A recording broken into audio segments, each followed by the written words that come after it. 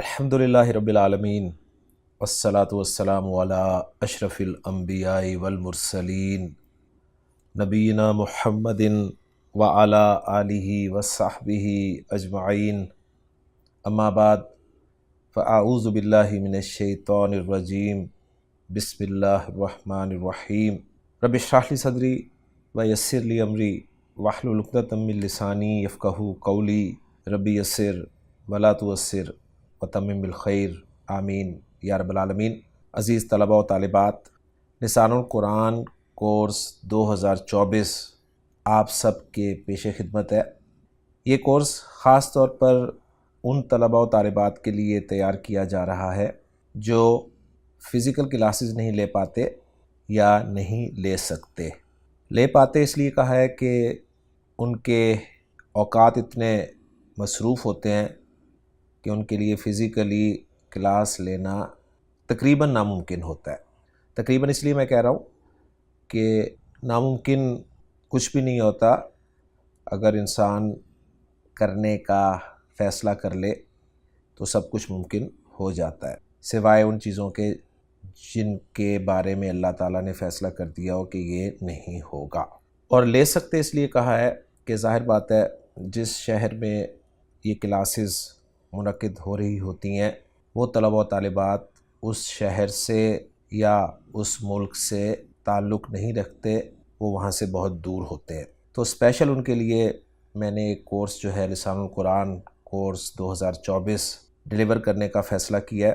اس course کا سب سے بڑا فائدہ یہ ہوگا کہ اسٹوڈنٹس جو ہیں وہ میرے سامنے نہیں ہوں گے، تو مجھے ہر ٹاپک جو ہے وہ تفصیل سے اور اس کے ہر پہلو کو کور کرتے ہوئے سمجھانے کا موقع ملے گا، کیونکہ فزیکل کلاسز میں جب میں کوئی بات بتا رہا ہوتا ہوں تو طلباء و طالبات کے چہرے جو ہے وہ بتا دیتے ہیں کہ انہیں کون سی بات جو ہے وہ سمجھ نہیں آ رہی، تو بعض اوقات ہمیں کچھ چیزیں جو ہیں سکپ کرنی پڑتی ہیں اور انہیں آگے کے ٹاپکس میں کسی اور وقت بیان کرنے کی صورت نکالنی پڑتی ہے۔ لیکن اس وقت چونکہ میرے سامنے کوئی طالب علم یا طالبہ نہیں ہوگی تو میرے لیے آسان ہوگا کہ میں جو بھی ٹاپک شروع کرواؤں اس کو اینڈ تک اچھی طرح سے مکمل کروا دوں تاکہ وہ ایک کمپریہنسو ٹاپک کے طور پر آپ کے سامنے آ جائے۔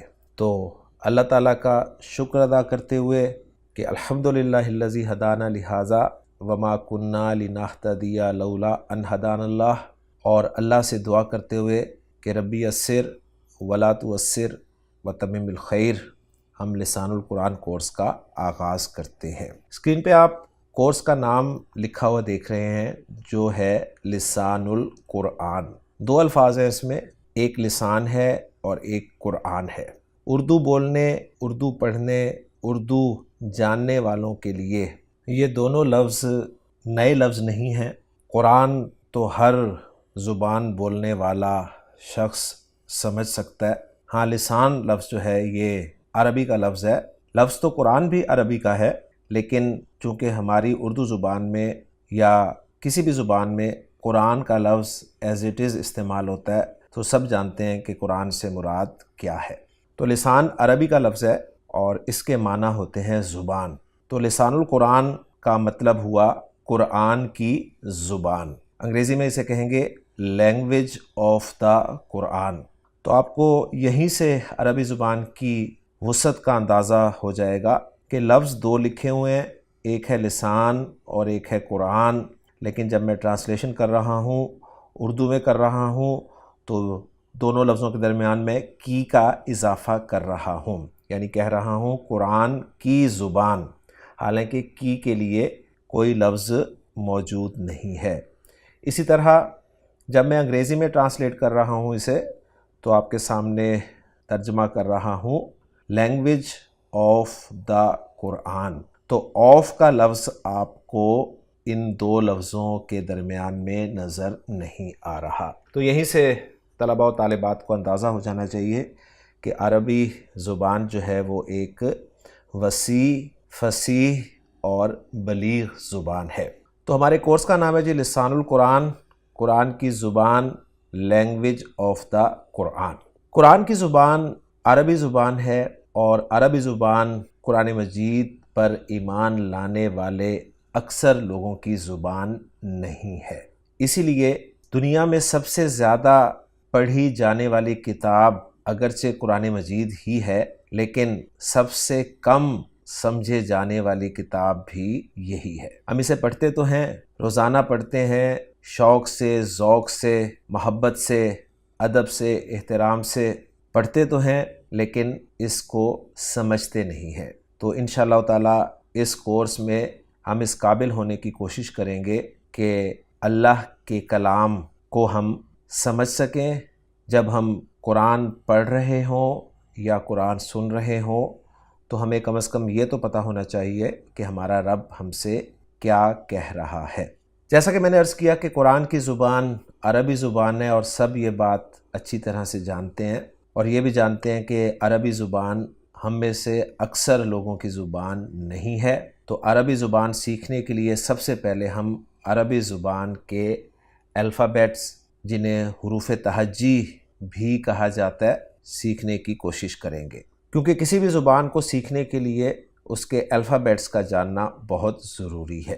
عربی زبان کے جتنے بھی الفابیٹس ہیں، جتنے بھی حروف تہجی ہیں، یہ سب کے سب اردو زبان میں بھی استعمال ہوتے ہیں۔ تو ان الفابیٹس کو یا حروف تہجی کو عربی گرامر میں حروف الہجا کا نام دیا جاتا ہے۔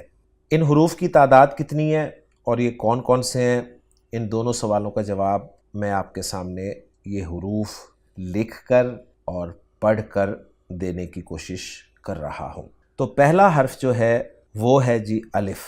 الف حرف اردو میں بھی پایا جاتا ہے، لیکن انگریزی میں الف نہیں ہے۔ دوسرا حرف آپ کو نظر آ رہا ہے جو کہ اردو میں بے کے طور پر پڑھا اور بولا جاتا ہے۔ اب یہاں پر میں ایک اصول آپ کو بتاتا چلوں، جس اصول کے بعد آپ ان حروف کی عربی میں پروننسیشن انشاءاللہ تعالی صحیح طریقے سے کر سکیں گے۔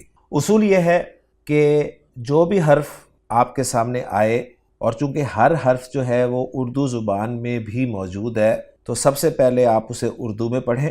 اردو میں پڑھنے پر اگر آپ کو اس حرف کے آخر میں ایک ہی آواز سنائی دے تو آپ نے اس حرف کو عربی میں ایک ہی آواز کے ساتھ نہیں بلکہ آ کی آواز کے ساتھ پروناؤنس کرنا ہے۔ الف اردو میں بھی ایسے ہی پڑھا جاتا ہے، عربی میں بھی ایسے ہی پڑھا جائے گا۔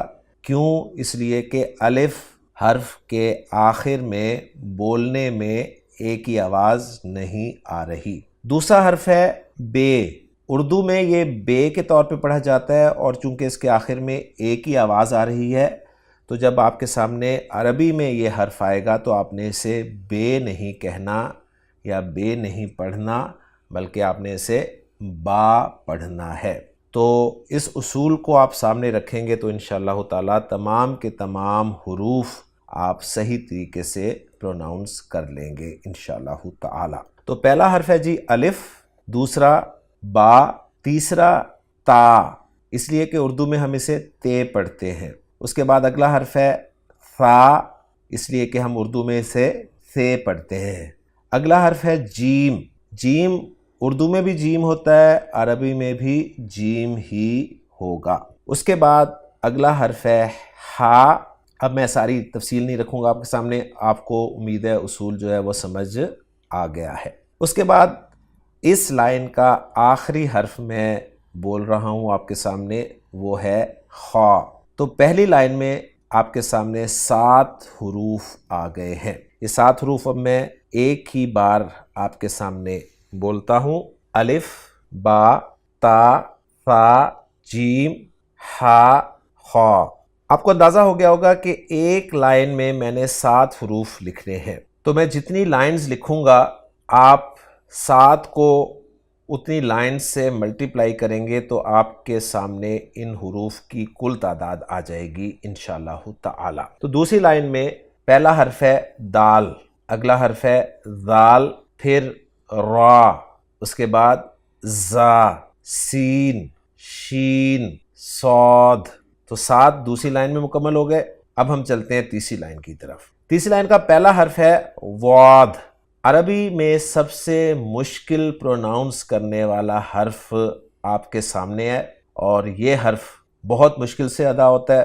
کچھ لوگ اسے دال کی آواز میں ادا کرتے ہیں، کچھ لوگ اسے زوئے کی آواز میں ادا کرتے ہیں، لیکن یہ حرف جو ہے دونوں کی درمیانی آواز میں پروناؤنس ہوتا ہے، لہٰذا اس کو ادا کرنے کے لیے بہت زیادہ پریکٹس چاہیے. لیکن چونکہ یہ کلاس جو ہے تجوید کی کلاس نہیں ہے، تو میں اس کلاس میں آپ کو اس حرف کی ادائیگی کے بارے میں تو نہیں بتاؤں گا. بس درخواست یہ کروں گا کہ آپ کی زبان سے، منہ سے جو بھی حرف نکلے وہ ذہن میں یہ ہونا چاہیے کہ یہ واد ہے، دال یا زوئے نہیں ہے. اگلا حرف ہے طا. طا یہ توئے تھا اردو میں، تو چونکہ ایک ہی آواز آ رہی تو ہم نے اسے طا پڑھا. اس سے پہلے تا گزری ہے، تو تا اور طا میں آپ نے تھوڑا سا فرق کرنا ہے، ورنہ بولنے میں ایسے ہی لگے گا کہ آپ ایک حرف بول رہے ہیں، حالانکہ یہ دو الگ الگ حروف ہیں. اگلا حرف ہے جی زا، پھر عین، غین، فا، قوف. یہ قوف ہے، تھوڑا سا منہ گول کر کے آپ نے اسے ادا کرنا ہے. تو 3 لائنز پوری ہو گئیں. چوتھی لائن کا پہلا حرف ہے کاف. یہ بالکل وہی کاف ہے جو آپ کے زبان سے، آپ کے منہ سے اردو میں بھی نکلتا ہے. بس دونوں میں آپ نے تھوڑا فرق کرنا ہے کہ اس کو آپ نے بالکل اسی طرح کاف بولنا ہے، اور اس سے پہلے جو گزرا ہے اس کو تھوڑا سا منہ گول کر کے قوف کر کے بولنا ہے. اگلا حرف ہے لام، پھر میم، اس کے بعد نون، اور نون کے بعد آپ کے سامنے آ رہا ہے ہا. آپ ایکسپیکٹ کر رہے تھے کہ آئے گا واو، لیکن یہ ترتیب جو میں آپ کے سامنے بیان کر رہا ہوں یہ ڈکشنری کی ترتیب ہے. ڈکشنری میں آپ کو جب کوئی لفظ ڈھونڈنا ہوگا تو جو الفابیٹس ہیں، حروف تہجی ہیں، حروف الہجا ہیں، وہ آپ کو اسی ترتیب سے ملیں گے. اب آ رہا ہے واو، اور آخری حرف اس لائن کا میں آپ کے سامنے لکھ رہا ہوں اور بول رہا ہوں، وہ ہے یا. یوں ہماری 4 لائنز مکمل ہو گئی ہیں، اور ہر لائن میں ہم نے 7 حروف لکھے. تو 7 کو جب آپ نے 4 سے ملٹیپلائی کیا تو جواب آیا 28. تو حروف الہجا کی تعداد عربی زبان میں 28 ہے، اور یہ جمہور علماء کی رائے ہے. یعنی اکثر علماء حروف الہجا کی تعداد 28 قرار دیتے ہیں. میں حروف ایک مرتبہ پھر آپ کے سامنے پڑھ دوں. الف، با، تا، ثا، جیم، ہا، خا، دال، ذال، را، زا، سین، شین، صاد، ضاد، طا، ظا، عین، غین، فا، قاف، کاف، لام، میم، نون، ہا، واو اور یا. تو 28 حروف الہجا ہیں جی عربی زبان میں، اور انہی حروف پر عربی زبان کی بنیاد قائم ہے.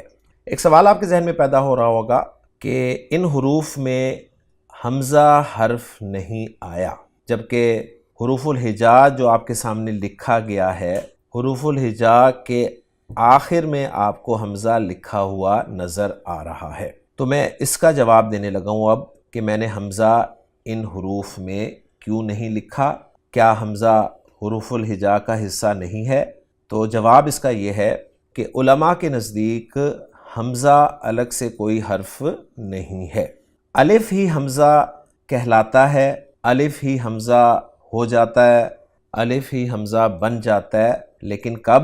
جب الف پر کوئی حرکت آ جائے، الف پر سکون کی علامت آ جائے. اب یہ حرکت اور سکون کیا ہے؟ تو آپ لسان القرآن جو کورس کا نام آپ کے سامنے لکھا ہوا ہے، اس میں اگر آپ غور کریں تو لام کے نیچے جو علامت ڈلی ہوئی ہے یہ زیر ہے. اس کو عربی میں کسرہ کہا جاتا ہے. سین کے اوپر آپ کو ایک علامت لکھی ہوئی نظر آ رہی ہے، یہ زبر ہے، اور عربی میں اس کو فتحہ کہا جاتا ہے.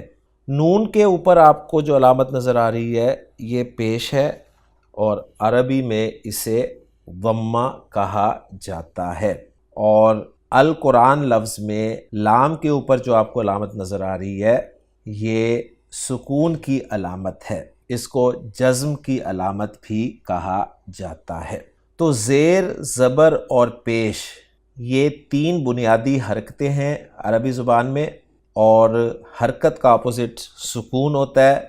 تو گویا 4 علامات آپ نے ذہن میں رکھنی ہیں، 3 علامات حرکت کی ہیں اور 1 علامت سکون کی ہے۔ تو وہ الف جس پر ان 4 علامات میں سے کوئی علامت آ جائے، الف پر زیر آ جائے، زبر آ جائے، پیش آ جائے، یا الف پر سکون کی علامت آ جائے، تو علماء کے نزدیک اب وہ الف نہیں کہلاتا بلکہ حمزہ ہو جاتا ہے یا حمزہ کہلاتا ہے۔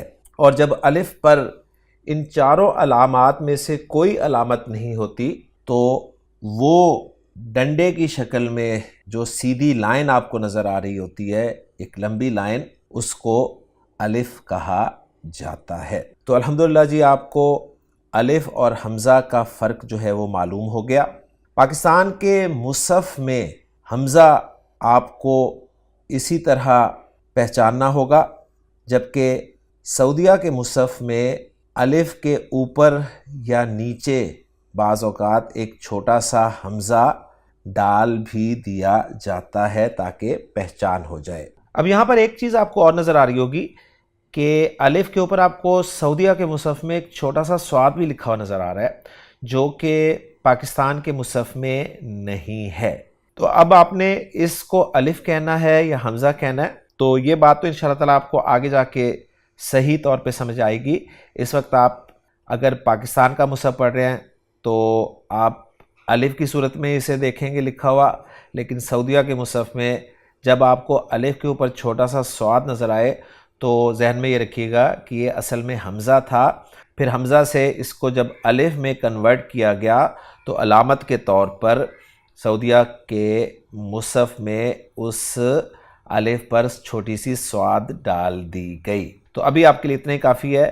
اصل میں انشاءاللہ تعالیٰ جب آگے ٹاپک میں یہ چیز آئے گی تو میں تفصیل سے آپ کو سمجھا دوں گا۔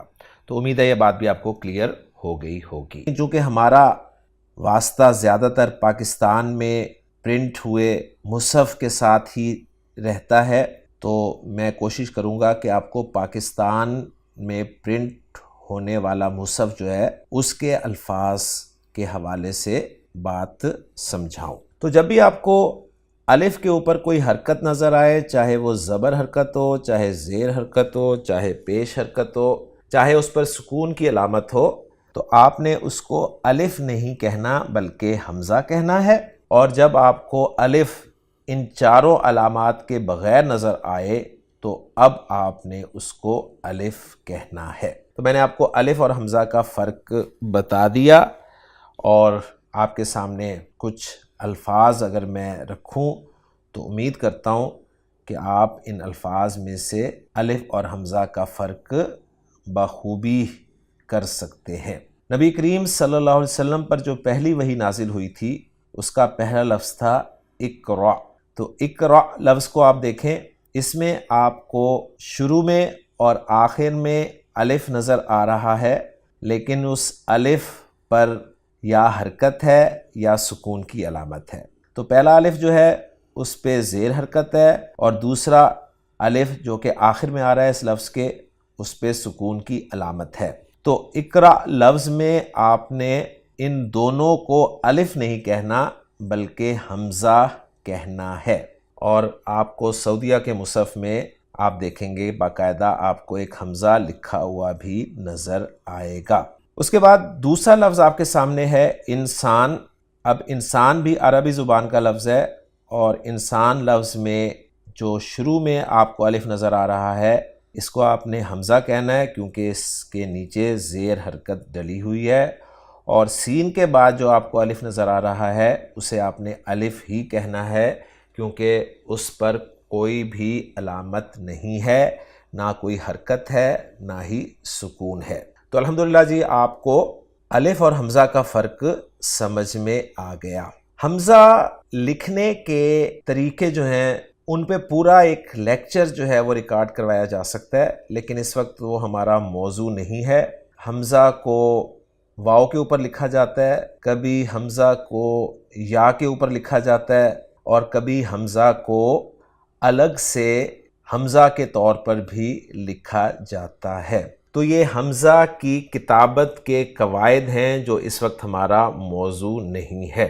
آپ کو سمجھانا مقصود یہ تھا کہ حمزہ آپ کو مصحف میں لکھا ہوا نظر آ جائے حمزہ کی شکل میں ہی، تو وہ تو آپ پہچان لیں گے کہ حمزہ ہے، لیکن جس الف پر آپ کو کوئی حرکت نظر آئے یا وہ الف آپ کو ساکن نظر آئے تو اس الف کو بھی آپ نے حمزہ ہی کنسیڈر کرنا ہے۔ یہ بات اچھی طرح سے ذہن میں رکھیے گا۔ یہ جو الفاظ ابھی آپ نے دیکھے ہیں، ان میں ایک لفظ جو سواء آپ کو نظر آیا ہے، اس لفظ کے آخر میں آپ کو ڈبل پیش جو ہے وہ بھی نظر آ رہی ہے۔ تو میں یہ بھی آپ کو بتاتا چلوں کہ عربی زبان میں یہ جو ڈبل حرکت ہے، چاہے وہ ڈبل زبر ہو، ڈبل زیر ہو یا ڈبل پیش ہو، یہ تنوین کہلاتی ہے۔ اب یہ ڈبل حرکت لکھنے کا سٹائل بھی پاکستان کے اور سعودیہ کے مصحف میں فرق ہے۔ جیسے آپ دیکھیں ڈبل پیش میں آپ کو دکھاتا ہوں، پاکستان کے مصحف میں عذاب عظیم میں آپ دیکھیں عذاب کے آخر میں بھی ڈبل پیش ہے اور عظیم کے آخر میں بھی ڈبل پیش ہے، اور ڈبل پیش کو اس طرح ہی لکھا جاتا ہے۔ لیکن سعودیہ کے مصحف میں عذاب عظیم میں دیکھیں پہلا جو عذاب کے آخر میں ڈبل پیش ہے اس کو اور طریقے سے لکھا گیا ہے، اور عظیم کے آخر میں جو ڈبل پیش ہے اس کو اور طریقے سے لکھا گیا ہے۔ تو یہ بھی فرق آپ نے نوٹ کرنا ہے۔ ڈبل زبر جو ہے پاکستان کے مصحف میں آپ دیکھیں مردن لفظ پہ آپ کو نظر آ رہی ہے، اور سعودیہ کے مصحف میں مردن میں ڈبل زبر جو ہے وہ آپ کو دو زبریں جو ہیں وہ تھوڑی سی ایک دوسرے سے اوپر نیچے کر کے لکھی گئی ہیں، اور کبھی جو ہے یہ سعودیہ کے مصحف میں بالکل اسی طرح لکھی جاتی ہیں جیسے پاکستان کے مصحف میں لکھی جاتی ہیں۔ جیسے رغدن لفظ کو دیکھیں، یہاں پر اب دونوں زبریں جو ہیں وہ بالکل برابر لکھی گئی ہیں۔ اسی طرح ظلماتن میں دو زیریں آپ کو نظر آ رہی ہیں پاکستان کے مصحف میں، اور سعودیہ کے مصحف میں بھی ظلماتن میں دو زیریں نظر آ رہی ہیں، لیکن وہ دونوں زیریں جو تھوڑی سی اوپر نیچے کر کے لکھی گئی ہیں۔ لیکن یہ دو زیریں جو ہیں سعودیہ کے مصحف میں کبھی بالکل برابر بھی لکھی جاتی ہیں۔ تو یہ اصل میں الگ سے ایک ٹاپک ہے جو اس وقت ہمارا لسان القرآن کا موضوع نہیں ہے۔ تو بتانا مقصود آپ کو صرف یہ تھا کہ قرآن مجید پڑھتے ہوئے آپ کو لفظ کے آخر میں ڈبل حرکت بھی نظر آ جائے گی، اور ڈبل حرکت جو ہے یہ تنوین کہلاتی ہے۔ ایک سوال آپ کے ذہن میں اور پیدا ہوگا کہ لسان القرآن جو لکھا ہوا ہے اسکرین پہ آپ کو اس وقت نظر بھی آ رہا ہے، اس میں جو لسان کے بعد دوسرا لفظ ہے قرآن، اس میں الف کے اوپر ایک کھڑی زبر سی نظر آ رہی ہے آپ کو، یعنی الف کے اوپر ایک چھوٹا سا الف نظر آ رہا ہے، یہ کیا ہے؟ تو یہ بھی میں آپ کو بتاتا چلوں کہ بنیادی حرکتیں عربی زبان میں تین ہی ہیں، زیر، زبر اور پیش۔ آپ کو مصحف میں، پاکستان کے مصحف کی بات کر رہا ہوں، کہیں پر کھڑی زبر نظر آئے، کہیں پر کھڑی زیر نظر آئے، یا کہیں پر الٹی پیش نظر آئے، اور آپ کو وہ کثرت سے نظر آئیں گی پاکستان کے مصحف میں۔ لیکن سعودیہ کے مصحف میں نہ آپ کو کھڑی زبر نظر آئے گی، نہ کھڑی زیر نظر آئے گی، نہ الٹی پیش نظر آئے گی۔ آپ کو پاکستان کے پرنٹڈ مصحف میں جب بھی کھڑی زبر نظر آئے تو کھڑی زبر از ایکول ٹو زبر پلس الف، تو یہ کوئی الگ سے حرکت نہیں ہے، ذہن میں رکھیے گا۔ کھڑی زبر جو ہے یہ زبر اور الف کا مجموعہ ہے، اور اس کو زبر کی نسبت لمبا پڑھا جاتا ہے۔ کھڑی زیر الگ سے کوئی حرکت نہیں ہے، یہ اصل میں زیر اور یا کا مجموعہ ہے، اور اسے زیر سے ذرا زیادہ لمبا پڑھا جاتا ہے۔ الٹی پیش کوئی الگ سے حرکت نہیں ہے، یہ اصل میں پیش اور واو کا مجموعہ ہے، اور اسے پیش حرکت کی نسبت زیادہ لمبا پڑھا جاتا ہے۔ تو پاکستان کے پرنٹڈ مصحف میں آپ کو کھڑی زبر بھی نظر آئے گی، کھڑی زیر بھی نظر آئے گی، الٹی پیش بھی نظر آئے گی، لیکن سعودیہ کے مصحف میں جہاں بھی کھڑی زبر انہوں نے ڈالنی ہوگی وہ وہاں پر زبر اور الف ہی ڈالیں گے۔ کھڑی زیر جہاں انہوں نے ڈالنی ہوگی وہاں پر وہ زیر اور بڑی یہ ڈالیں گے۔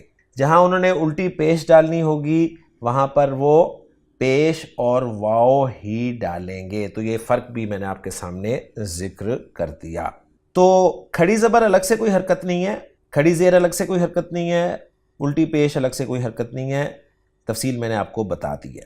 پھر ایک سوال آپ کے ذہن میں اور پیدا ہو رہا ہوگا، اور وہ یہ ہے کہ جو دعا لکھی ہوئی ہے ربی یسر ولا توسر وتمم بالخیر، اس میں با پر شد کی علامت بھی ڈلی ہوئی ہے. یسر میں سین پر شد کی علامت ڈلی ہوئی ہے، توسر میں بھی سین پر شد کی علامت ڈلی ہوئی ہے، اور تمم میں میم کے اوپر شد کی علامت ڈلی ہوئی ہے. تو یہ جو علامت ڈلی ہوئی ہے نا با پر، سین پر اور میم پر، یہ شد کی علامت ہے. تو یہ کون سی علامت ہے؟ تو اس کے بارے میں نوٹ کر لیں کہ جب بھی کسی لفظ کے اندر آپ کو حرف پر یہ علامت یعنی شد کی علامت نظر آئے تو اس کا مطلب یہ ہوگا کہ وہ حرف یعنی جس حرف پر یہ علامت ہے وہ حرف 2 مرتبہ استعمال ہوا ہے.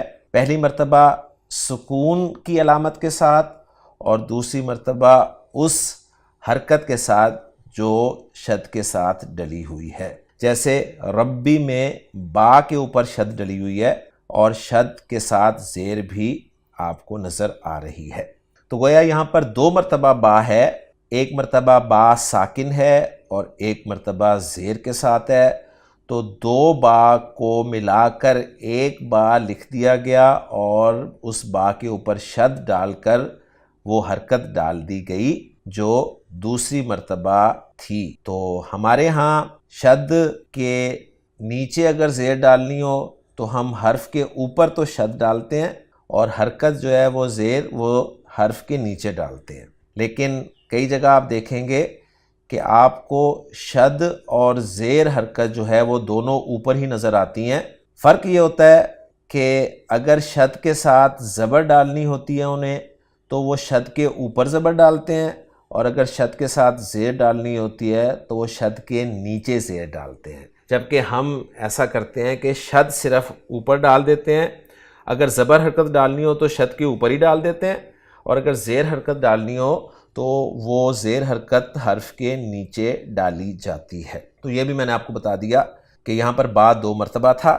اب اسی پر آپ قیاس کر کے یسر میں سین کو 2 مرتبہ سمجھیں گے.